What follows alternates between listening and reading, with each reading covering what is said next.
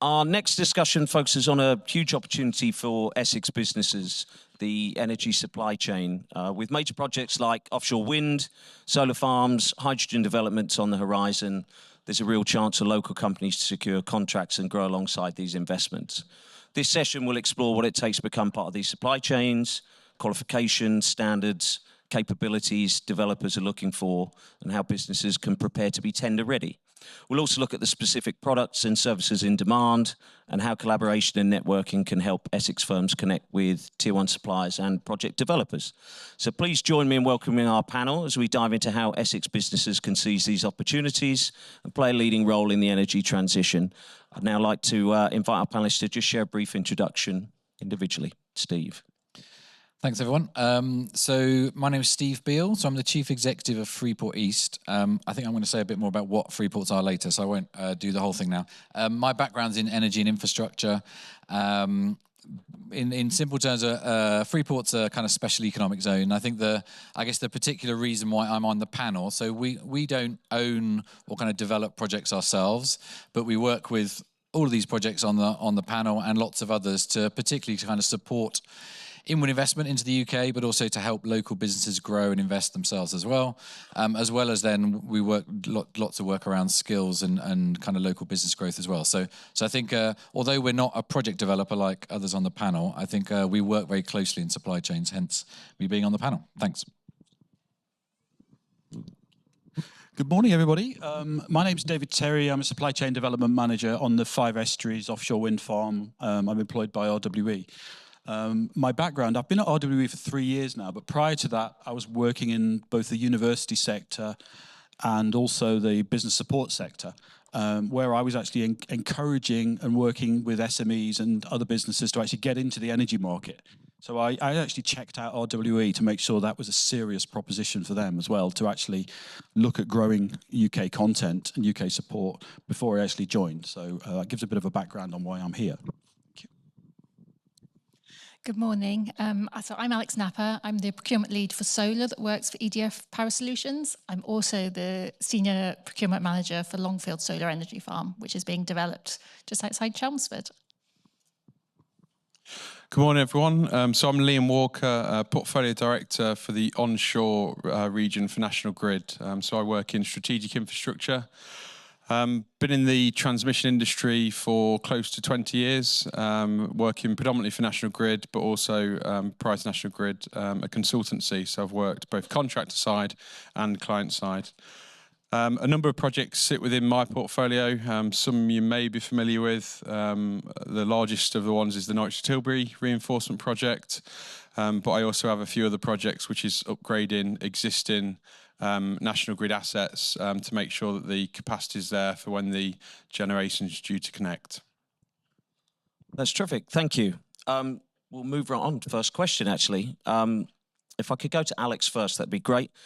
Alex, if you could give us a high-level summary of what services and supplies are in your supply chain and what specific product services and expertise are energy developers looking for? So I think we've had to look at it in two ways. So first of all, there's the things that we directly would procure. So wherever possible, particularly for Longfield, what we've done is look through all the things we're looking to contract and identified where local supply chain is likely to be possible. And we've always looked to include local supply chain within those sort of procurement cycles. What we've also done is for our main Tier 1 contractors that will work on the project, we've asked them to identify what they're looking to procure locally. And it's actually been quite a wide range of things, actually, quite surprising. So they're looking for typical things like civils, electricals, groundworks, fencing, CCTV, security, but also kind of quite a lot of smaller packages. So there's not just these big, like shiny contracts, there's also quite small contracts that are more suited to local supply chain. And so we're kind of looking at how we can facilitate connecting them with local supply chain so that they can start to fill those gaps. That's great. David, I wonder if I could ask the same question to yourself, please. Thanks, Alex. You teed me up nicely there. I was going to say something very similar in terms of the large packages of a wind turbine, and I'll go through a bit of a list in a minute. I could easily talk forever on this, so I'll try not to. They go to big tier one contractors. But what we do within our procurement process is actually encourage those suppliers to look locally where they can, where there's an opportunity to do that. And I'll go through a couple of those in a minute. If I can get my phone the right way around with my list. We're building a wind farm offshore. It's going to be a big one, supplying around 1 gigawatt of power. It's going to be 79 turbines, over 300 meters tall, 37 kilometers off the coast at its closest, but a lot of it you won't be able to see from the shore. We've got cables linking those turbines together to an offshore substation. We've got a cable coming ashore. It comes ashore in between Frinton and Clacton. And then we've got a cable route inland for, it was about 30 kilometres, I think, 20. Thank you. I don't really get that wrong. To a substation connecting to the national grid there. So you can see there's quite a bit of work involved there. The big structures, as I say, the towers, the foundations that go into the seabed, all the secondary steels that add on that, up until recently, are pretty much supplied from overseas companies. We don't even produce steel in this country anymore to the grade that we need, unfortunately. Hopefully that can return one day. But increasingly, there are numbers of companies locating with government grants from UK government, locating to the UK. So one of them is Sear. I'm not saying we're their preferred bidder or anything. It's just a comment on who they are. But there's a company called Sear Wind in Teesside who are building big foundations. And the foundations for this generation turbines are 10 meters in diameter.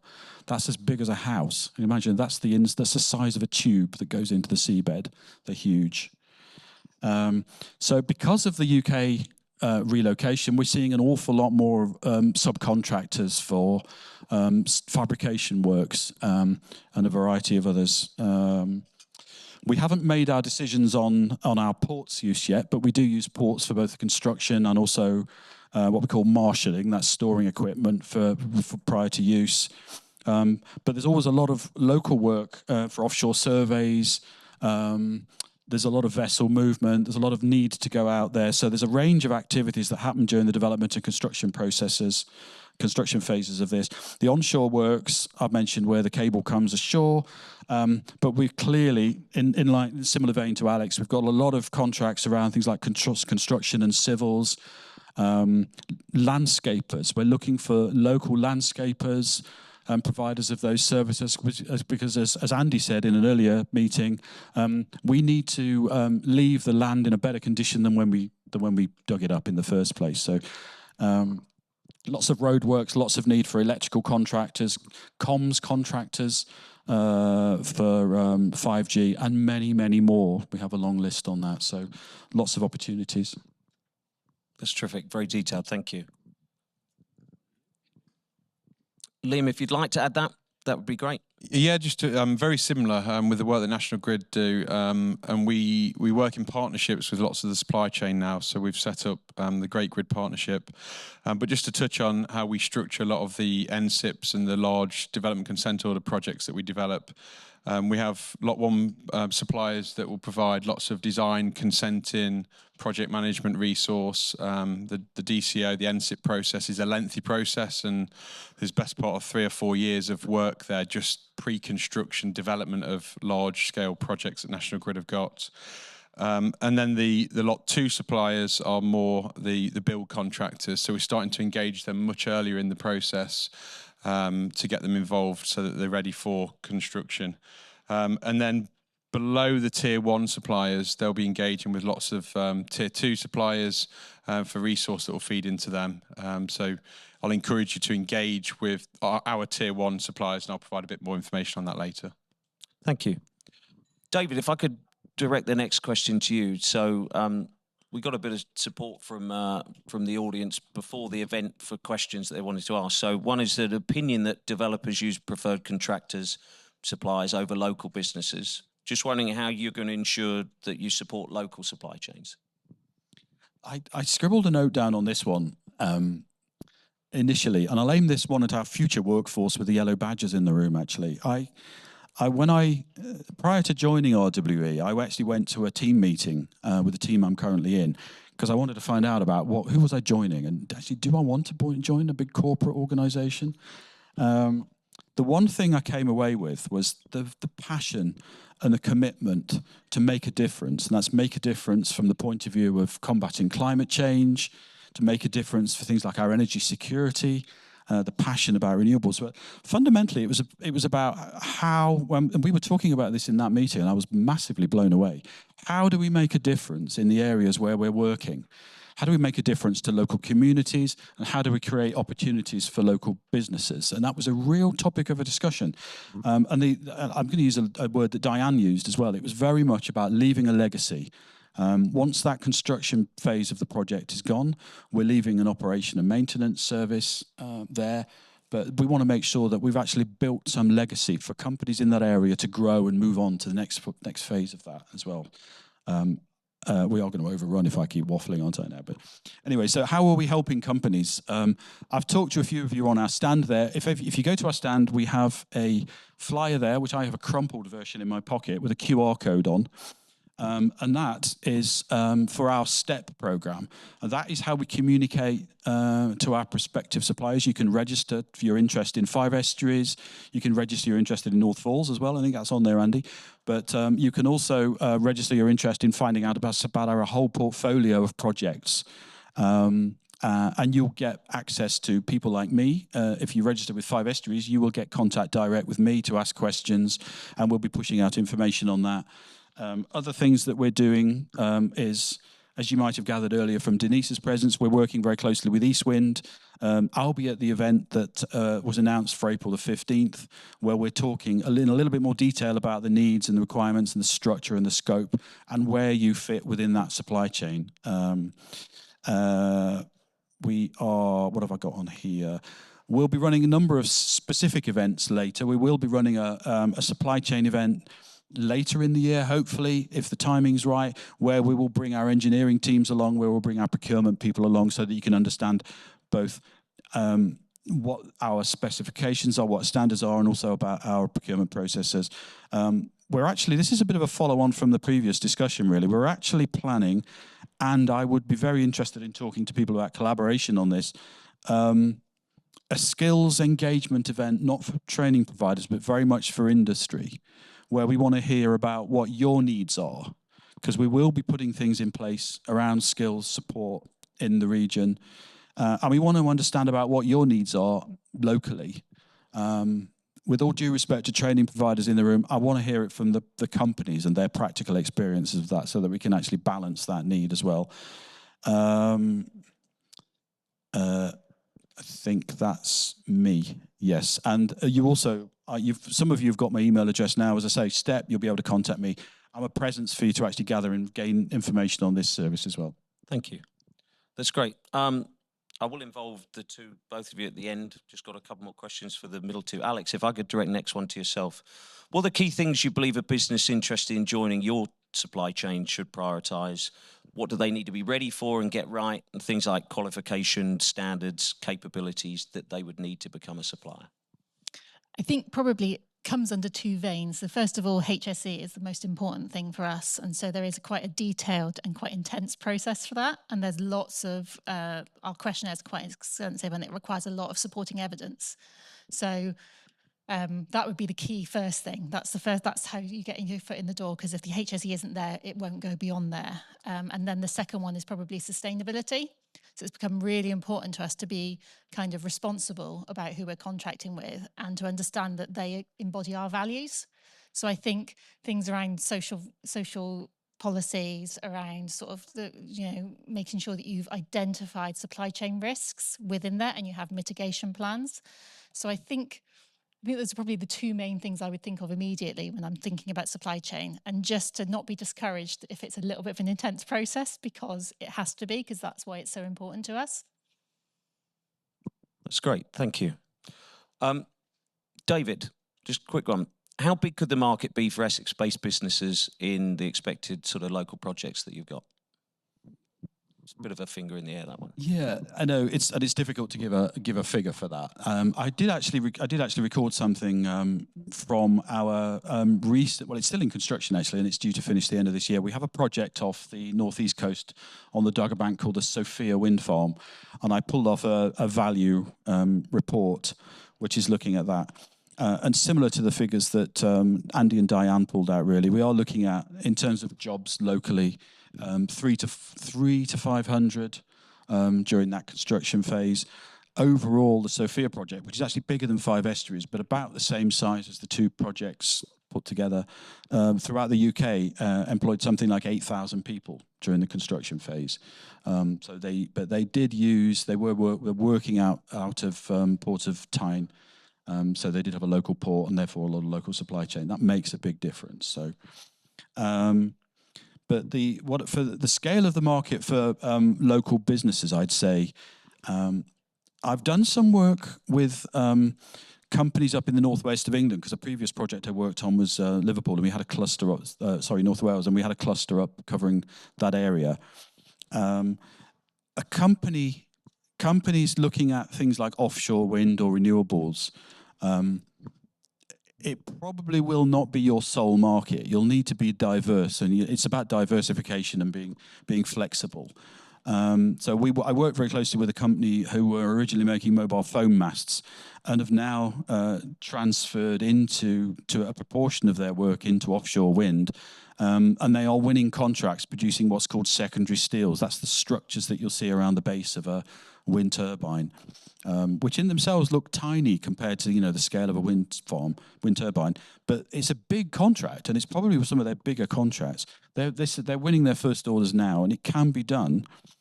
The other thing I was going to say is that, as Denise mentioned it earlier, there are lots of projects. There was a what's called a CFD round a couple of weeks ago that was announced, where something like 8 gigawatts of new projects was announced. So that's going to create a lot of work. And the other thing I'll say is that there's a lot of work to be made through the project phases as well. We have a development phase, we have the construction phase, the operation and maintenance phase of a wind farm. The running of a wind farm lasts at least 30 years now for these new ones. One of my other jobs is actually working on deconstruction, demolition, and decommission of wind farms. And the first one we're actually decommissioning is, which is the only one I can talk about, is Scroby Sands, which is off Great Yarmouth, which is just up the coast from here. So there are new jobs, new challenges, new technologies. That's another fascinating market. So it's a very diverse sector, lots of opportunities. That's great, thank you. Liam, if I could go to you next, please. National Grid has introduced a transformative new approach to the way it works with Britain's supply chain. Could you tell us a bit more about this, please? Yeah, I suppose to start with, and just take a step back, lots of the projects that we've been speaking about today, National Grid needs to be ready to connect them. And that means a significant amount of projects, some new builds, some existing assets that we need to upgrade.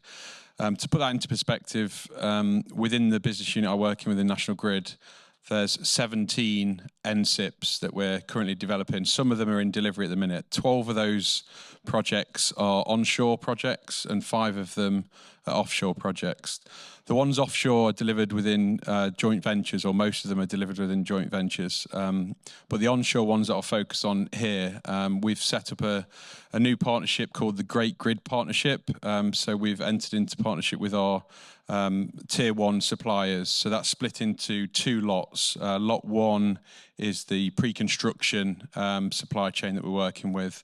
And I can name the partners because it's all in the public domain. So WSP and AECOM Arup joint venture are our 2 tier 1 lot 1 suppliers that are providing that consenting, design, project management resource to develop the projects we've got. The lot 2 suppliers that we've got there, we've got 5 build contractors that we're working with. Murphy's, Langerook, M Group, Amexon Taylor Woodrow, and Morgan Sindall are our lot 2 tier 1 suppliers that we're working with. And the GGP, the Great Grid Partnership, it's a collaborative framework that we're working within. So we've partnership with the supply chain to secure the capacity to deliver in line with the programme dates that we've got to deliver to. And just to put that into perspective of what government's drivers are, you may have heard of the Clean Power 2030 targets that's been set by DESNZ, the Department for Energy Security Net Zero. Lots of the programme pressures that we have within National Grid is to make sure that the network is ready to connect and facilitate the connection of some of the large offshore wind farms that are coming in, to avoid large constraint costs being passed on to consumers. We can only achieve delivery of these projects in working very closely with the supply chain. I've talked about the tier one suppliers that National Grid mainly work with there, but the tier ones will be engaging with the tier two suppliers locally when the projects are consented and are gearing up for construction. I'll probably just finish with, I suppose, a stat really, just to put it, the scale of what National Grid have to do over the next 5 years. So there's more than 600 kilometres of onshore transmission network that needs to be built within the next 5 years, the 2030 driver. Within the past 30 years, National Grid have only built 165 kilometres of transmission network. So it's a significant increase in what we need to do to make sure that the grid is ready to connect the amount of clean generation that's coming in that will lower bills and connect the clean energy. And importantly as well, we'll have energy security, so we'll be less reliant upon imports. So yeah, it's a significant step change, but we've got to do it in working with partnerships with our supply chain to make sure we deliver in time in the timescales we've got. Fantastic, thank you. Steve, thanks for your patience. We could go to you next. We're fortunate to have two Freeport here in Greater Essex. Could you give a high-level overview of what a Freeport is and how it can support the businesses seeking to become supply chain ready? Thanks. So I think you skipped a question. I was kind of ready to. That's fine. We'll come back to that. We'll come back to that in a minute. Yeah. No, so Freeports. So basically, the Freeports are kind of special economic zones. So they are areas of the country where the government is providing specific support to drive local economies. There are two Freeports in Essex, each actually at kind of either end of the county. So Freeport East is essentially North Essex, particularly Harwich, Colchester, Clacton, and then into South Suffolk. Broadly speaking, our role, we're a kind of not-for-profit, public-private partnership. Essex County Council sit on our board, for example, and our job is to try and drive the local economy, grow the local economy, particularly through attracting inward investment from overseas, but also helping local businesses grow, and then doing all the things that actually help businesses grow, so tackling some of the barriers such as a skilled workforce, high-quality transport connectivity, access to the grid, etc. So those are the types of things that we do. In terms of what that means in practice, so if I just focus on the investment side, so up in Stowmarket in Suffolk, we've got a Turkish company building a new factory, a manufacturing facility that will create 100 highly skilled jobs, and actually itself will drive many other local supply chain opportunities.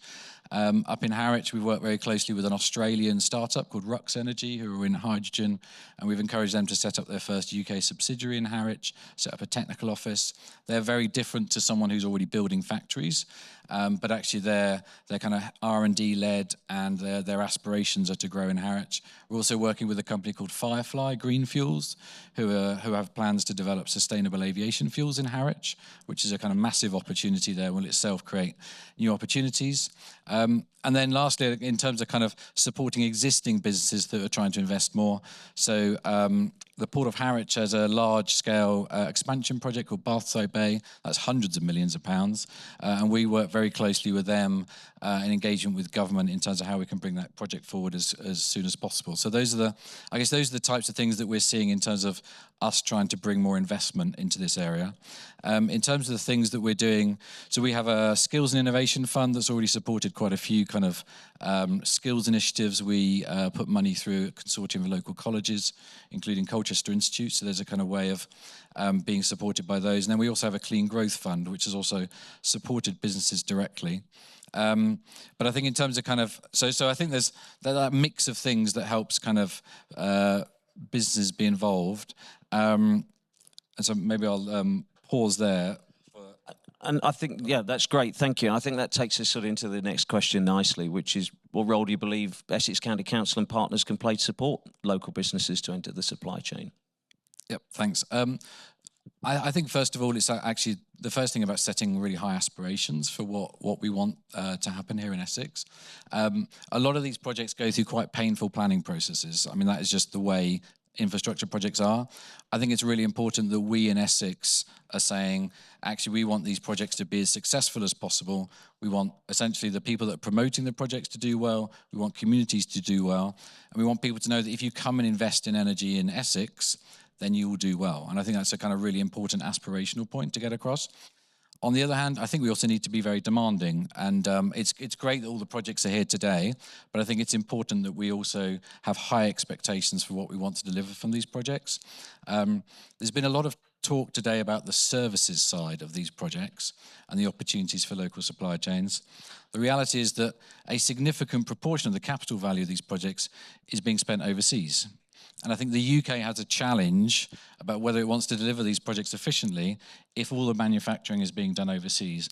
I think the UK as a whole has kind of said that's probably not workable, and we need to attract more investment in our supply chains here into the UK. And I think Essex needs to be saying the same thing. I think the opportunity with this kind of large number of big energy projects now is to work with them to do all that we can to actually deliver some of the manufacturing investments into Essex. So we've been talking to cable manufacturers, solar panel manufacturers, others that are working across the energy supply chain about how we can bring them into Essex at Freeport East. I know Thames Freeport are doing the same thing. I think that is where all the services benefits are extremely welcome and are certainly additive to what would otherwise be going on. But if you can secure manufacturing investments, those are the ones that deliver the real big long-term legacies. Because then you're not just supporting these projects, you're supporting projects all over the UK and all over Europe. So I think there is something about having that high expectation and aspiration that I think Essex County Council can kind of lead on together with other partners. So, but then I think maybe being, I think kind of slightly more practical things. I think as is this event is all about today, I think kind of acting as the kind of convener of people, bringing, I think there is a lot of complexity about getting involved in these projects, whether you're trying to build a career or build a business. And I think kind of simplifying that and bringing it all together is a really important role that Essex have. And I think just kind of two examples that I would particularly pick on, I think it's also about then understanding what the barriers are for small businesses getting into supply chains. I mean, I would quite like to see a version of this event where actually all of us on the panel are sitting in the audience and we're listening to the small businesses about why they can't get involved already. Because I think that is then about us then being able to respond to what those barriers are. So two examples that we're very interested in. So one is actually, just small businesses that, for example, are going to be able to support some of these wind farms. Do they really have the high quality premises, technical workshops, facilities close to the port that will actually enable them to do that? I'm not convinced they do, but I'd like to hear businesses telling us that. Equally, a lot of businesses are being asked to have much higher cybersecurity requirements these days. So if you're trying to get into Sizewell supply chain, you have to be cyber secure. And we're running a program currently with the University of Essex, which has been massively oversubscribed. People that are trying to get into supply chains with Sizewell, with the Port of Felixstowe, and I think they will eventually be the case for some of these projects, that they are trying to build their cybersecurity understanding with the university's help. So I think that's kind of where there's obviously two-way flow, and I think the County Council can help us enormously in terms of understanding where those gaps are. Thank you. That's terrific. Thank you. I think we've probably got about 3 or 4 minutes left, so I reckon we've got time for maybe one more question. Steve, if I may, and I think probably Liam to feed into this as well, the energy generation transmission profile for the region is going to change over the next 5 to 10 years with further lower carbon strategies and the development of sort of next generation fuels coming apparent. Likely to be a lot of need for innovation. How do you propose that we understand what that would look like and how to track those businesses and invest in the region? It's quite a mouthful, that one. So maybe just picking on a bit of it around innovation.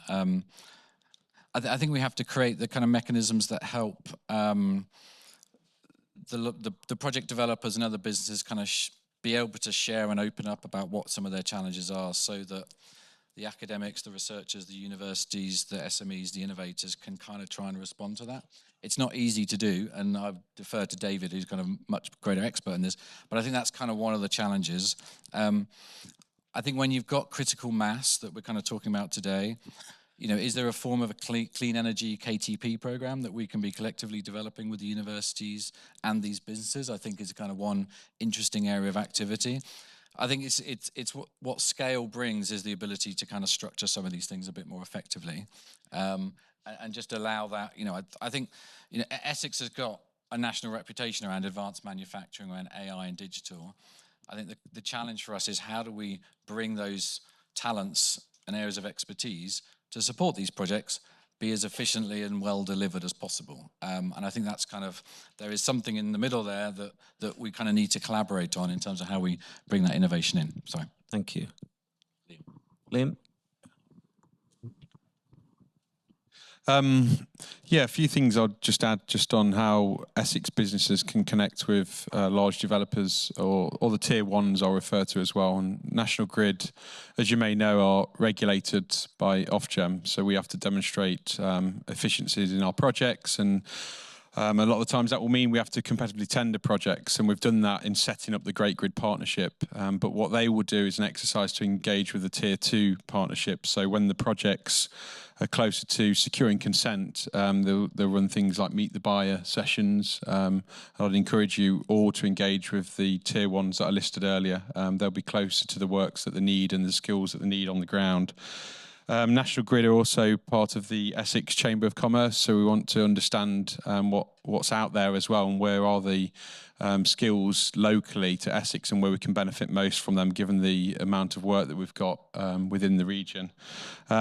And I suppose the final point, and I'm no procurement expert, but I'm told we use things like Compete For, where we'll set up landing pages for Tier 2 suppliers or local businesses to get involved with a lot of our Tier 1 supply chains. And we will encourage that and write that into the contracts with the Tier 1 suppliers that they need to use local businesses where possible and set ambitions on them so that the local region benefits as well. Thank you, Liam.